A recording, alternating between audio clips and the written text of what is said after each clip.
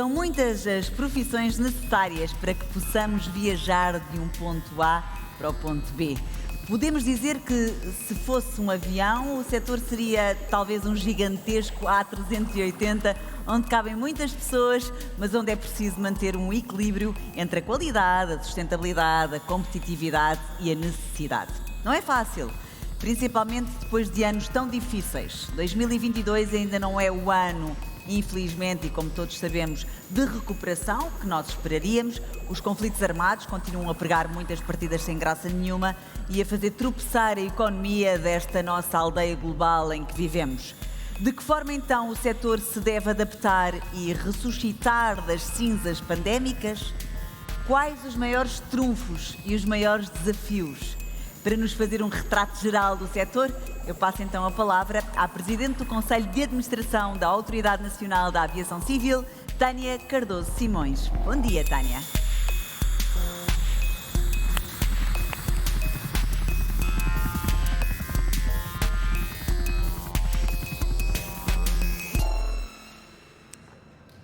Bom dia a todos. Eu tenho 3 microfones e, portanto, isto vai ser difícil de gerir.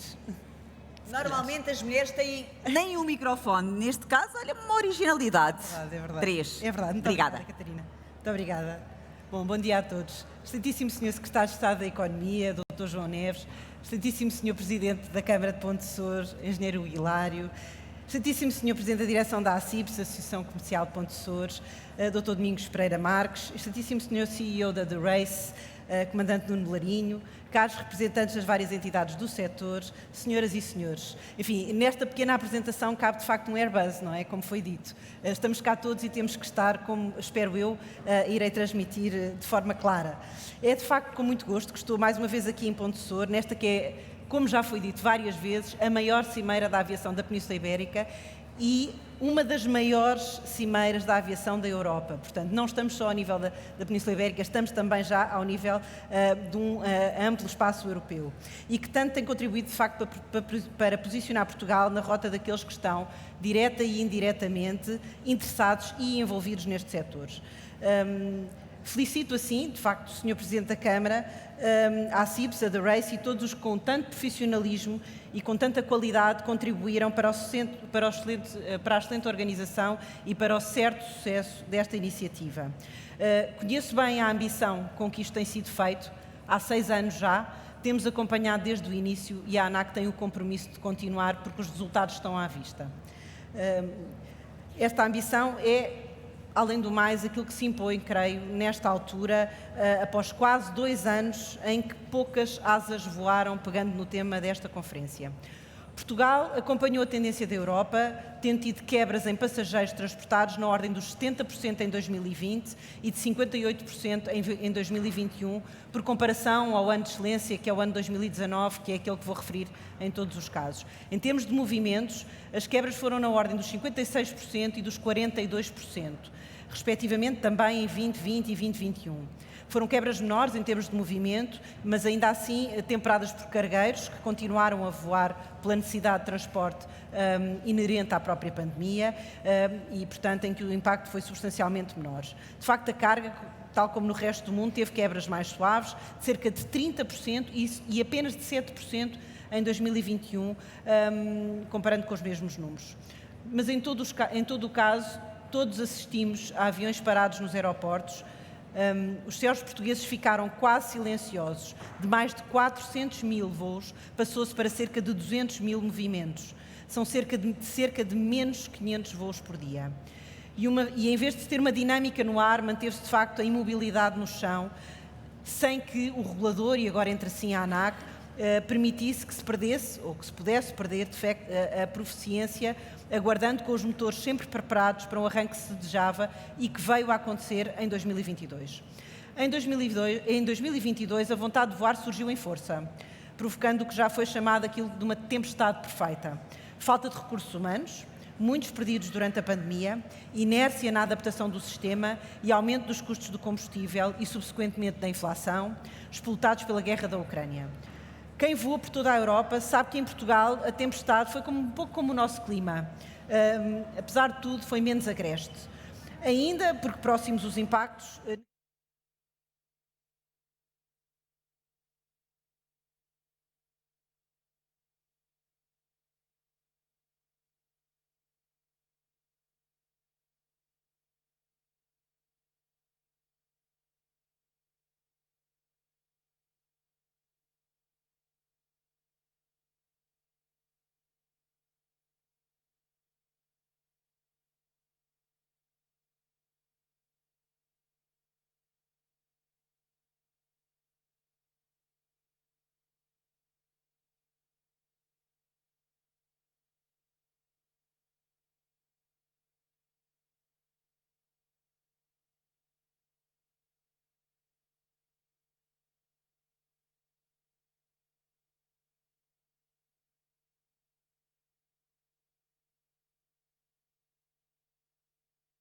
Trabalho com o objetivo de identificar os constrangimentos existentes ao aumento da capacidade aeroportuária e as correspondentes soluções e planos e ações necessários para a respectiva implementação.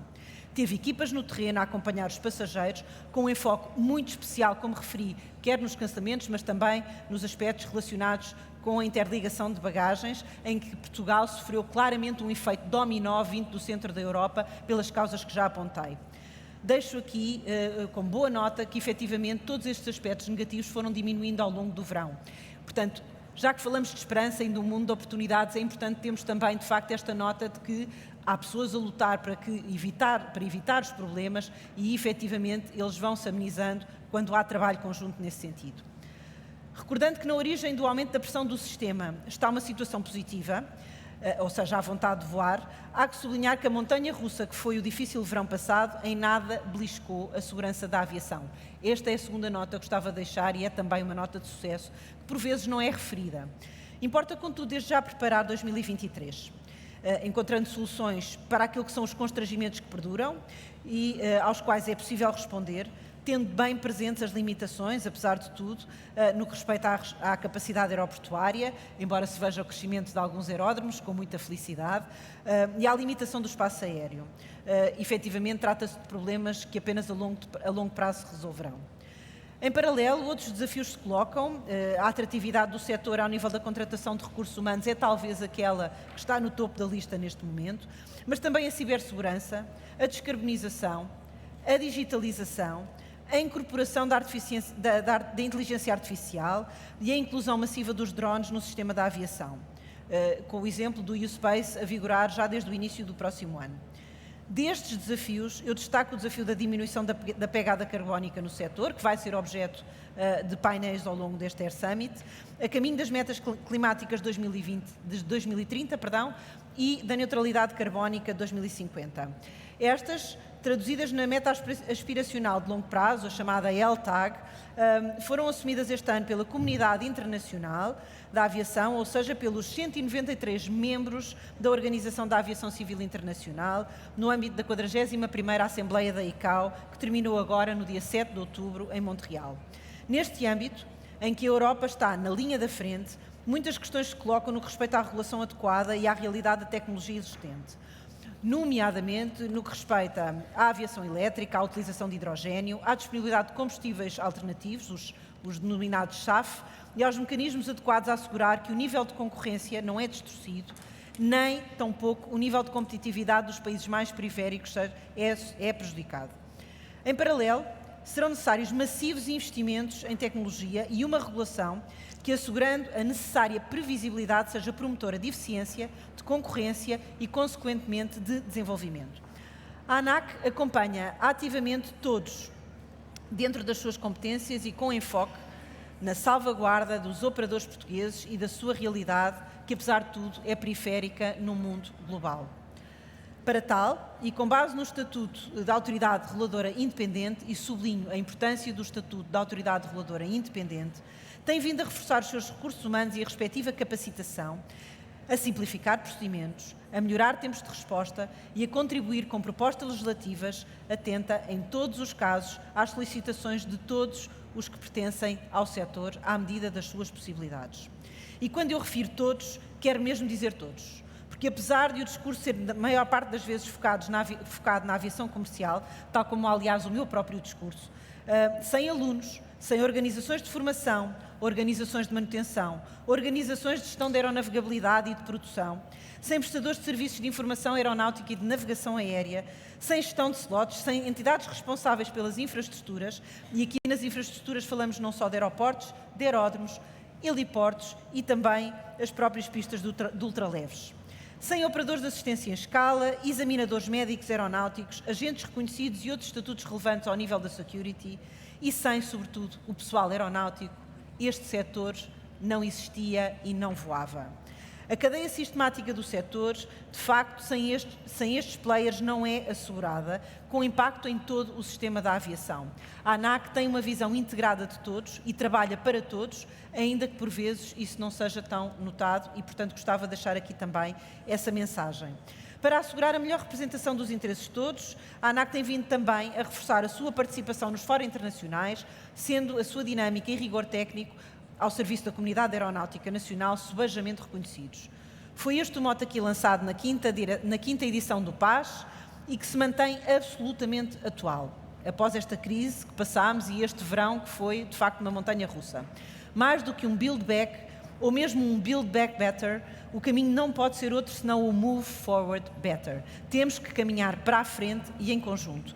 Estes desafios implicam, nos vários elos da cadeia, investimentos muito substanciais para os quais a escala é absolutamente importante. Assim, e sem prejuízo à salvaguarda da concorrência, que é o ecossistema básico onde todos vão depois contestar mercados e consumidores, é necessário também haver partilha de conhecimento e cooperação. O Portugal Air Summit é um bom exemplo de como o podemos fazer, fortalecendo e desenvolvimento do setor, trocando ideias, experiências, know-how e conhecimentos. Mas para tal é efetivamente que todos estejam a bordo. O compromisso de todos não basta, ou melhor, o compromisso de todos é necessário, sozinhos não podemos caminhar. Se queremos mudar, temos mesmo que atuar. Muito obrigada a todos.